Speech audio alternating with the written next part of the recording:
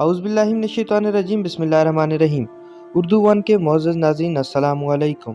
ناظرین، آج کی اس ویڈیو میں دجال کے ظہور کے بارے میں بات ہوگی، مگر ویڈیو میں آگے بڑھنے سے پہلے آپ تمام ناظرین سے گزارش ہے کہ ہمارے چینل اردو ون کو سبسکرائب کریں اور بیل آئیکن کو لازمی دبا دیں تاکہ ہماری لیٹسٹ اپڈیٹس آپ تک پہنچ سکیں سب سے پہلے۔ ناظرین، دجال قرب قیامت کے وقت آئے گا اور قرب قیامت کی نشانیاں یہاں پر آپ کے لیے بیان کی جا رہی ہیں۔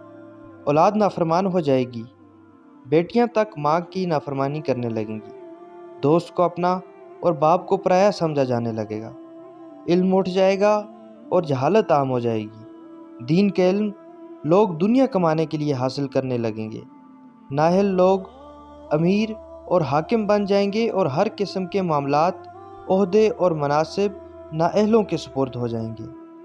جو جس کام کا اہل اور لائق نہ ہوگا وہ کام اس کے سپرد ہو جائے گا۔ لوگ ظالموں اور برے لوگوں کی تعظیم اس وجہ سے کرنے لگیں گے کہ یہ ہمیں تکلیف نہ پہنچائیں۔ شراب کھلم کھلا پی جانے لگے گی، زناکاری اور بدکاری عام ہو جائے گی، اعلانیہ طور پر ناچنے اور گانے والی عورتیں عام ہو جائیں گی، گانے بجانے کا سامان اور آلات موسیقی بھی عام ہو جائیں گے۔ لوگ امت کے پہلے بزرگوں کو برا بھلا کہیں گے، جھوٹ بولنا عام ہو جائے گا اور جھوٹ بولنا کمال سمجھا جائے گا۔ اب دجال کے آنے کی علامات کے بارے میں بات کرتے ہیں۔ وہ شام اور عراق کے درمیان ایک راستے پر نمودار ہوگا، تاہم احادیث کی روشنی میں کسی خاص جگہ کو دجال کے ظہور کے لیے مختص نہیں کیا گیا۔ دجال اپنے ظہور کے بعد ہر طرف فتنہ و فساد برپا کرے گا۔ اس کے برپا کردہ فساد کی شدت کا اندازہ حدیث کی روشنی میں واضح ہوتا ہے۔ پس مسلمان شام کے جبل دخان کی طرف بھاگ جائیں گے اور دجال وہاں آ کر ان کا محاصرہ کر لے گا۔ یہ محاصرہ بہت سخت ہوگا اور ان کو بہت سخت مشقت میں ڈال دے گا۔ پھر فجر کے وقت عیسیٰ ابن مریم نازل ہوں گے۔ وہ مسلمانوں سے کہیں گے، اس خبیث کذاب کی طرف نکلنے سے تمہارے لیے کیا چیز مانے ہے؟ مسلمان کہیں گے کہ یہ شخص جن ہے، لہٰذا اس کا مقابلہ مشکل ہے۔ دجال اپنے آپ کو پہلے سے نبی کہے گا، پھر خدائی کا دعویٰ کرے گا، اپنے پیدا کردہ زبردست شکوک و شبہات میں انسانیت کو پھنساتا چلا جائے گا، اپنے آپ کو دجال نہیں بلکہ خدا کہے گا۔ نبی اکرم صلی اللہ علیہ وسلم نے فرمایا، جو دجال کی خبر سن لے وہ اس سے دور رہے۔ اللہ کی قسم، آدمی اپنے آپ کو مومن سمجھ کر اس کے پاس آئے گا اور پھر اس کے پیدا کردہ شبہات میں اس کی پیروی کرے گا۔ دجال اکیلا نہیں ہوگا بلکہ اس کے ساتھ اس کے ساتھی بھی ہوں گے، یعنی یہ ایک عالمگیر فتنہ ہوگا۔ نبی اکرم صلی اللہ علیہ وسلم کا ارشاد ہے، دجال کے پیروکاروں کی اکثریت یہودی عورتیں ہوں گی۔ دجال کے ساتھ اصفہان کے 70,000 یہودی ہوں گے جو ایرانی چادریں اوڑھے ہوں گے۔ اللہ رب العزت نے دجال کو غیر معمولی صلاحیتوں سے نوازا ہوگا، تاہم وہ اس کا استعمال برائی اور شر پھیلانے میں کرے گا۔ دجال کی طاقتوں کا اندازہ ذیل میں موجود احادیث سے ملتا ہے۔ اس کے پاس آگ اور پانی ہوں گے، جو آگ نظر آئے گی وہ ٹھنڈا پانی ہوگا اور جو پانی نظر آئے گا وہ آگ ہوگی۔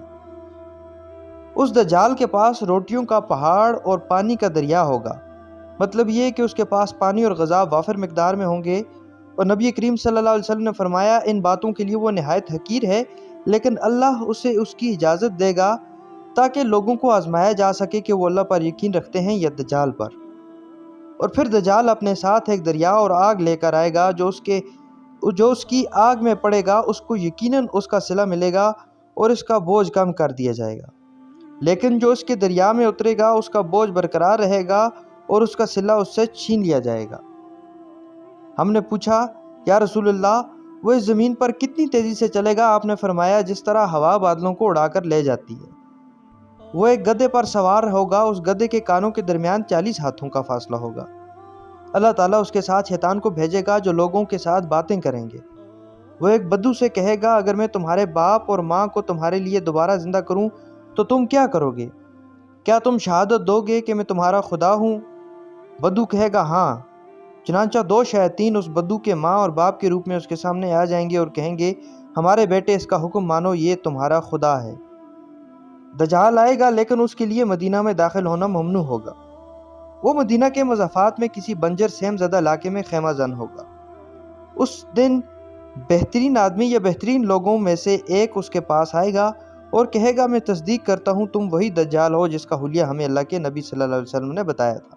اس کا قبضہ تمام زندگی بخش وسائل مثلاً پانی، آگ اور غذا پر ہوگا۔ اس کے پاس بے تحاشا دولت اور زمین کے خزانے ہوں گے۔ اس کی دسترس تمام قدرتی وسائل پر ہوگی مثلاً بارش، فصلیں، قحط اور خشک سالی وغیرہ۔ وہ زمین پر اس طرح چلے گا جیسے ہوا بادلوں کو اڑا لے جاتی ہے۔ اس کے گدھے کے کانوں کے درمیان 40 ہاتھ کا فاصلہ ہوگا۔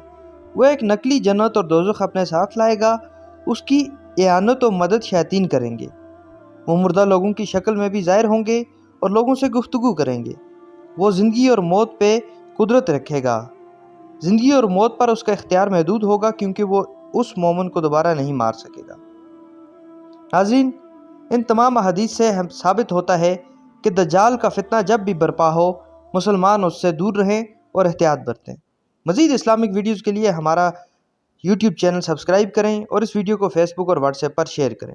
مجھے دیجیے اجازت۔ اللہ حافظ۔